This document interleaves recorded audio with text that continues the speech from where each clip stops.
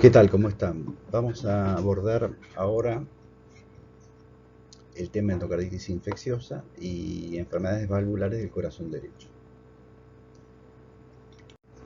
Iniciamos la presentación con el resumen semiológico de una historia clínica orientada al problema de un varón joven de 17 años que comenzó su enfermedad con fiebre y un importante síndrome de represión general de una semana de evolución. Tenía como antecedente importante un antecedente de flebitis de 2 semanas atrás, seguramente vinculada con alguno de sus hábitos tóxicos, como es la drogadicción inhalatoria y, en este caso, endovenosa. Como ustedes ven, tiene un estilo de vida no saludable, digamos así. Presenta un bajo nivel socioeconómico, bajo nivel educativo, y presentaba un mal estado general. Y los elementos importantes en el examen físico fueron la presencia de un soplo sistólico de regurgitación que se ocultaba en los focos mitral y tricúspide y una esplenomegalia percutoria. La presencia de fiebre alta de una semana de evolución y la presencia de un soplo sistólico, sobre todo si es regurgitante, nos debe llevar a pensar rápidamente en el diagnóstico de endocarditis infecciosa. ¿Qué es la endocarditis infecciosa? Es la invasión del endotelio cardíaco por gérmenes. Los gérmenes invaden el endotelio, se forma toda una reacción inflamatoria, o sea, como unas células, fibrina, etc. Y se forma lo que se conoce como lesión típica de la endocarditis, que es la vegetación. Esta vegetación puede asentar tanto en las válvulas cardíacas como en otros lugares del endotelio cardíaco, como puede ser en un tabique interventricular con alguna lesión, u otras zonas de la pared ventricular que también estén lesionadas por distintos motivos, o se puede insertar la infección en algún dispositivo intracardíaco. Tenemos distintas formas de clasificar la endocarditis y tenemos que combinar ellas para configurar perfectamente o configurar mejor el cuadro clínico que tiene nuestro caso. Entonces, la primera gran división es entre una endocarditis aguda o subaguda. Aguda es la que es una endocarditis corta, una evolución corta de menos de 7 días de evolución, con fiebre alta, con gran repercusión general y con una rápida progresión de las lesiones cardíacas. Y en estos casos lo que también se ve es que hay mayor cantidad de episodios embólicos y mayor mortalidad. La endocarditis subaguda es una endocarditis que tiene una duración de semanas o meses, su curso es más insidioso y las lesiones cardíacas progresan más lentamente, y acá se ven con más frecuencia que en la endocarditis aguda la presencia de algunos fenómenos inmunológicos que van a estar presentes tanto en el examen clínico como en los estudios de laboratorio. Otra división de la endocarditis es si asienta sobre una válvula nativa o sobre una válvula protésica. La válvula protésica se puede ver afectada dentro del primer año de la cirugía, por eso se llama endocarditis válvula protésica precoz, y la tardía es cuando la infección va más allá del año. Otra forma de clasificar la endocarditis es el lugar donde los pacientes se infectan. Entonces la infección puede venir de la comunidad.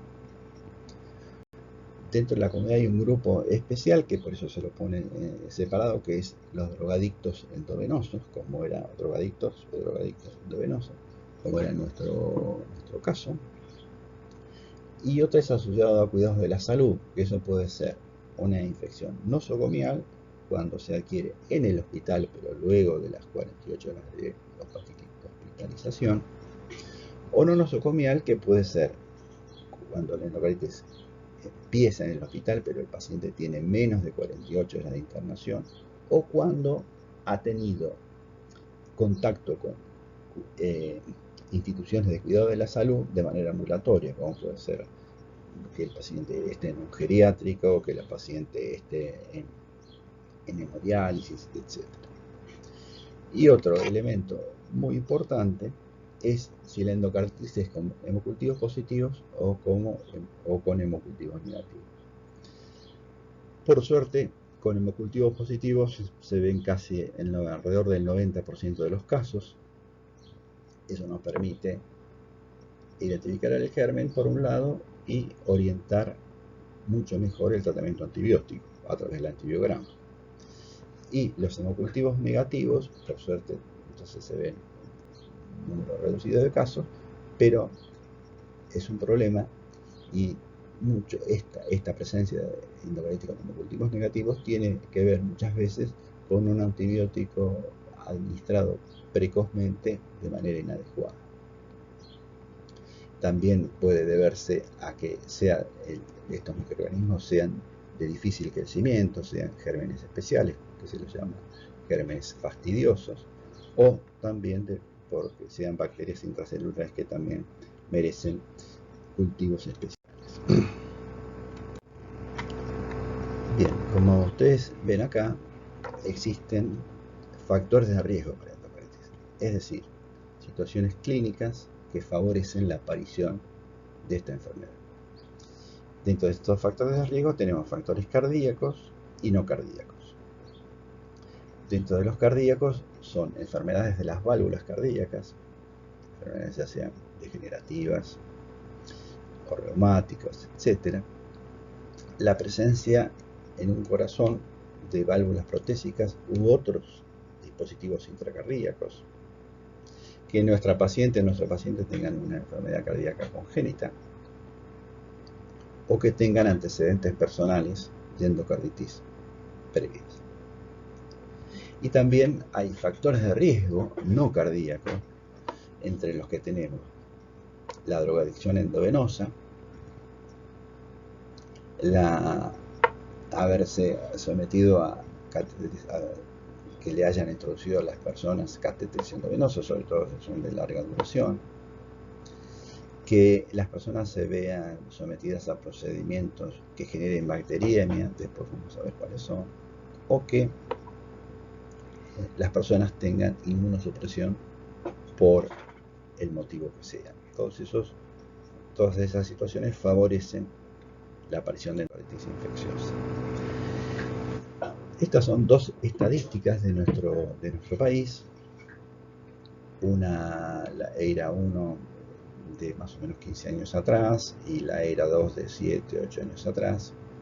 Y aquí lo que intento mostrar, porque si esta tendencia se mantiene, ustedes cuando empiecen a ejercer su profesión se van a encontrar con más frecuencia con este tipo de problemas, que es como ha ido aumentando en esta última década, digamos así, es la presencia de endocarditis en las prótesis valvulares, cómo ha ido aumentando de manera muy significativa también la presencia de endocarditis en valvulopatías degenerativas. Recuerden que la estenosis aórtica calcificada es la valvulopatía más frecuente del adulto. Cómo cayó la endocarditis en valvulopatías reumáticas, cómo aumentó en la cardiopatía congénita, porque los pacientes con cardiopatías congénitas tienen más sobrevida ahora que tiempo atrás. Entonces, si el aumento en prótesis valvulares o dispositivos intracardíacos, el aumento en valvulopatías degenerativas y el aumento en valvulopatías congénitas se mantiene, posiblemente esa conformación de esos tres grupos sean muy importantes para cuando ustedes tengan que ejercer la profesión. En este cuadro he tratado de simplificar los signos y síntomas y estudios de laboratorio. Digamos, la endocarditis infecciosa es un tema grande. Yo sugiero que para completar la comprensión del tema lo estudien por los textos clásicos que ustedes utilizan, los textos clásicos de medicina interna que actualmente se utilizan, cualquiera pueden utilizar para completar el estudio de esto. Bueno, vemos que la fiebre y el soplo, principalmente ese soplo de regurgitación, son los elementos que aparecen con más frecuencia. La fiebre a veces es con escalofrío y a veces con sudoración. También se acompaña haciendo la repercusión general, la esplenomegalia, que es más frecuente en las endocarditis subagudas, y las petequias y las lesiones periféricas vasculares inmunológicas son poco frecuentes, pero cuando están presentes con los otros elementos clínicos son de alta sospecha de endocarditis. Dentro de los estudios de laboratorio, los que están accesibles para las médicas y médicos que asisten en el primer nivel de atención, tenemos con más frecuencia el aumento de la eritrosedimentación o de la PCR y la presencia de anemia, en general normocítica normocrómica, y el factor reumatoideo y la microhematuria que se observa a través de un sedimento urinario son estos 4 elementos fácilmente accesibles en el primer nivel de atención. También, si uno tiene posibilidad, puede medir la presencia de antiinmunocomplejos circulantes y también la disminución del complemento. Estos son algunos de los elementos clínicos que hablábamos: las petequias en la conjuntiva, la astilla, son hemorragias subunguales, la presencia de nódulos, en general dolorosos, rojos, en la punta de los dedos, a veces en otros lugares de los dedos, son los núcleos de Oster, y imágenes de tipo hemorrágico redondeadas en el fondo de ojo, que son las manchas de rojo.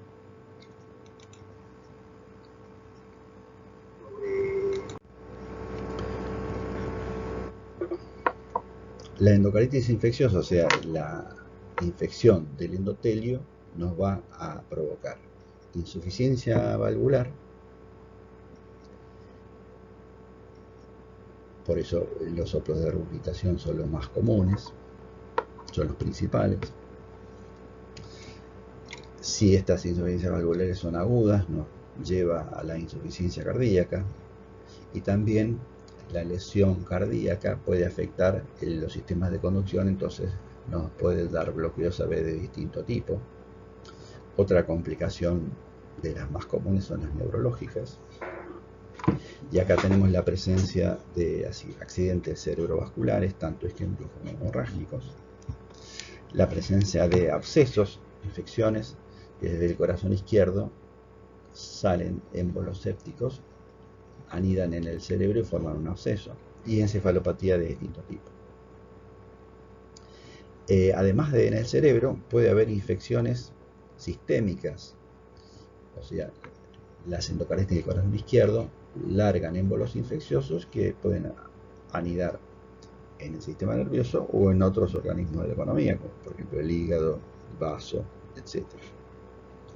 Y si la endocarditis es del corazón derecho, estas infecciones metastásicas van a los pulmones.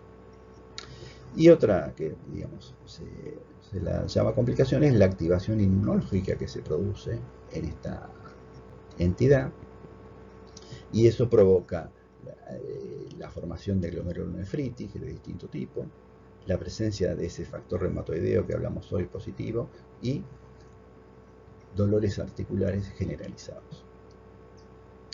Y recordar que estas se llaman complicaciones, pero que a veces, sobre todo en las endocarditis subagudas, las complicaciones pueden ser la forma de la presentación del cuadro clínico. Merece una consideración la presencia de endocarditis en los adictos a drogas endovenosas. Recordar que en nuestro caso era un paciente de estas características. Y vemos que la mitad prácticamente de los casos se asientan en la válvula tricúspide. Y ahí tenemos la fiebre y el soplo de insuficiencia tricúspidea, como cualquier otra endocarditis,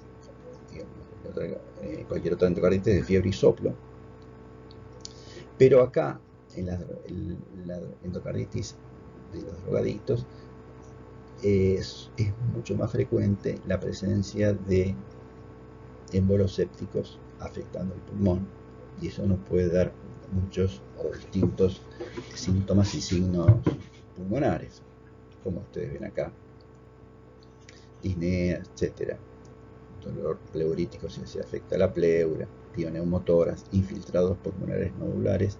Se ven en la radiografía, hay varios infiltrados bilaterales multinodulares.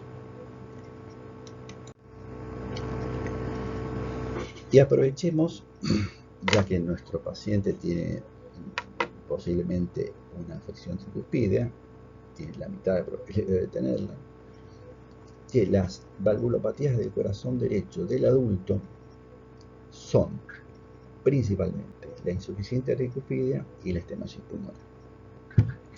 La insuficiencia tricúspidea es adquirida por una infección o por dilatación del corazón derecho, lo que hace que se dilate el anillo y provoca insuficiencia, y da un soplo de regurgitación similar al de la insuficiencia mitral. Y la otra valvulopatía, dijimos entonces, es la estenosis pulmonar, que esta es congénita, pero que, como muchas veces es leve, recién se manifiesta en el adulto. Y tiene signos de insuficiencia cardíaca derecha y presenta en el examen, el signo principal es un soplo de eyección sistólico similar al de la estenosis aórtica. Y recordar que todos los fenómenos del corazón derecho, los palpatorios y los auscultatorios, cualquier fenómeno del corazón derecho, aumentan con la inspiración, sobre todo al final de la inspiración profunda. Y eso nos permite acercarnos desde el punto de vista clínico a hacer la diferencia entre valvulopatías del corazón derecho y valvulopatías del corazón izquierdo. Para el diagnóstico de endocarditis, tenemos la clínica, y los otros elementos claves para el diagnóstico son los hemocultivos y el ecocardiograma. El hemocultivo se tiene que tomar varias muestras, por lo menos.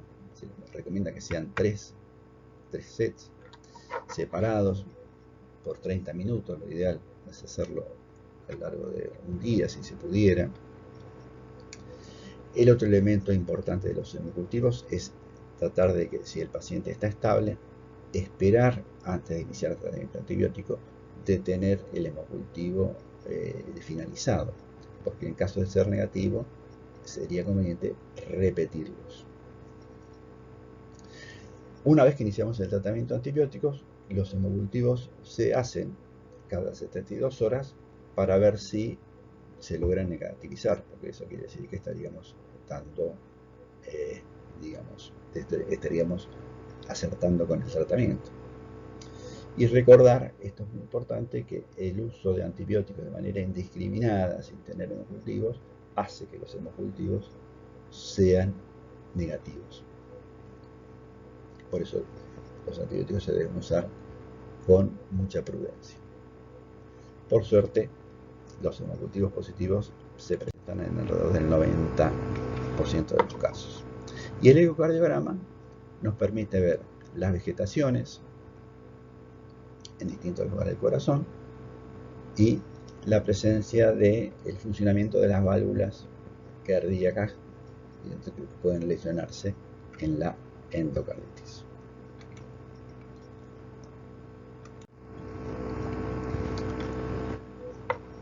Entonces, el diagnóstico se basa en tres elementos: la clínica, los hemocultivos y el ecocardiograma.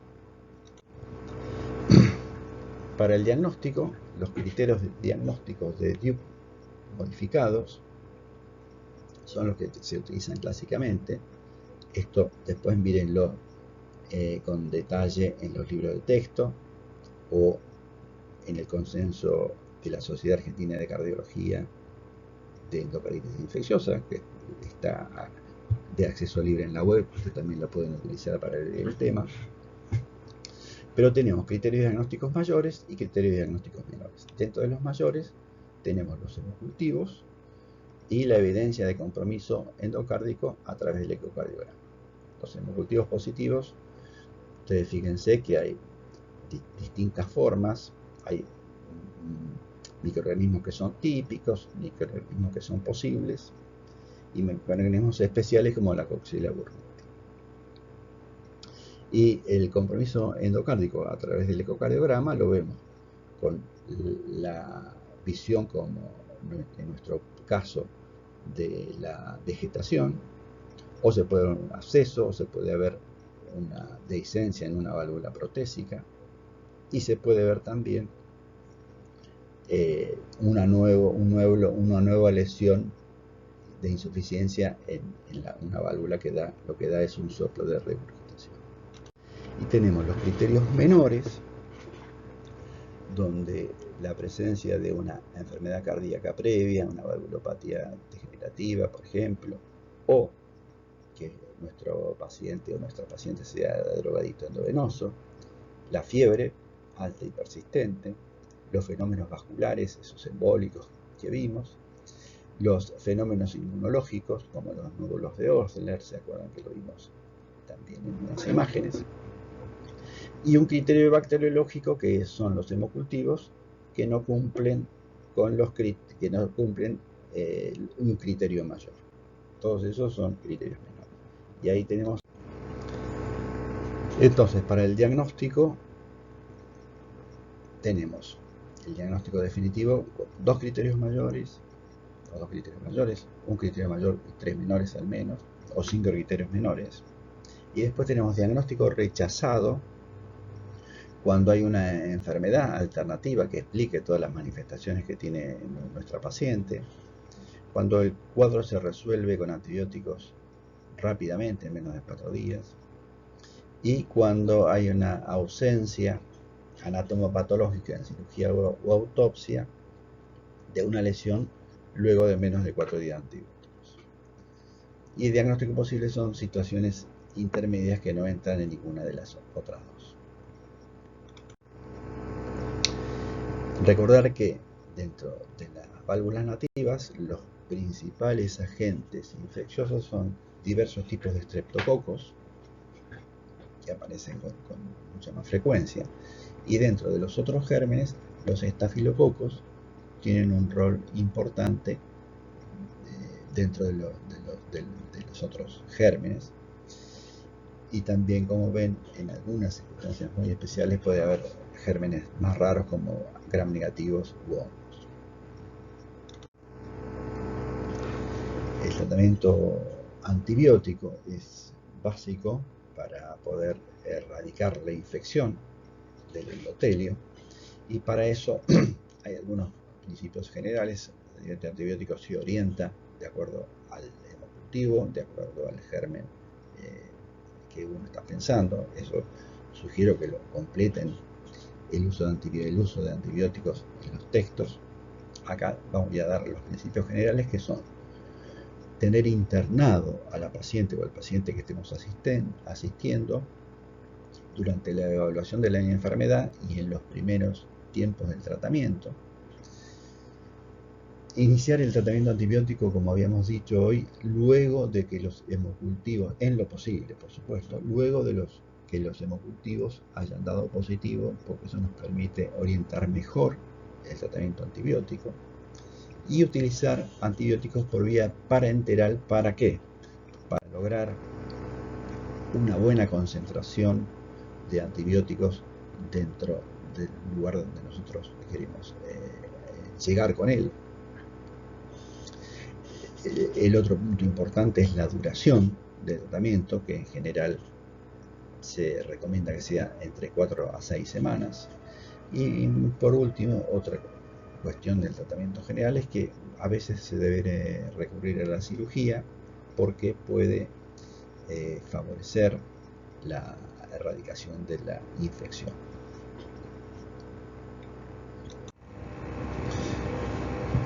La situación ideal es que la endocarditis no aparezca.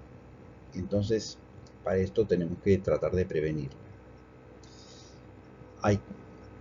La prevención se debe hacer en todos aquellos pacientes que tengan factores de riesgo para tener endocarditis, que ya los hemos visto: válvulas protésicas o válvulas alteradas, antecedentes personales de endocarditis, cardiopatías congénitas no reparadas, o, como se está viendo desde hace un tiempo atrás, las valvulopatías en pacientes con corazones trasplantados. Y hay procedimientos de alto riesgo de generar bacteriemia, y aquí hay cierta discusión sobre qué procedimientos administrarles antibióticos previamente para evitar la bacteriemia. Hay mucha discusión. Algunos autores todavía dicen que se debe utilizar antibióticos profilácticos sobre procedimientos dentales, sobre todo si las pacientes son sometidas a incisiones en las encías, a cirugías de las amígdalas o de las adenoides, cuando se hacen procedimientos quirúrgicos o diagnósticos sobre aparato gastrointestinal o genitourinario, o piel o tejidos blandos infectados. En todas esas situaciones, algunos consideran que hay que utilizar tratamiento profiláctico con antibióticos, pero, como les decía, hay mucha discusión acá. Nuestro paciente tuvimos hemocultivos, rápidamente el resultado era un estafilococo. Después, con el antibiograma días después, supimos que era meticilino sensible. Por eso, de entrada se trató con vancomicina y gentamicina. Vancomicina porque es un germen que se utiliza para los estafilococos meticilino resistentes, y como de entrada no se sabía si era sensible o resistente, se empezó con vancomicina y luego se rotó a cefalotina, y el tratamiento duró 4 semanas. Por el ecocardiograma se evidenció una reducción de la vegetación y quedó con una insuficiencia cuspidia leve moderada. Y si bien el paciente siguió controlándose, después de un año seguía con sus hábitos tóxicos, por lo cual un paciente con drogadicción y con ya una endocarditis previa lo hace portador de 2 factores de riesgo para volver a tener una endocarditis infecciosa. Bueno, terminamos nuestro tema acá. Como les dije antes, para completar el conocimiento y la comprensión de este tema, les sugiero que lean los libros de texto o el consenso argentino de la Sociedad Argentina de Cardiología, que está libre en la web, de endocarditis infecciosa. Y bueno, nos vemos espero que en breve, y si no, seguimos en contacto virtual.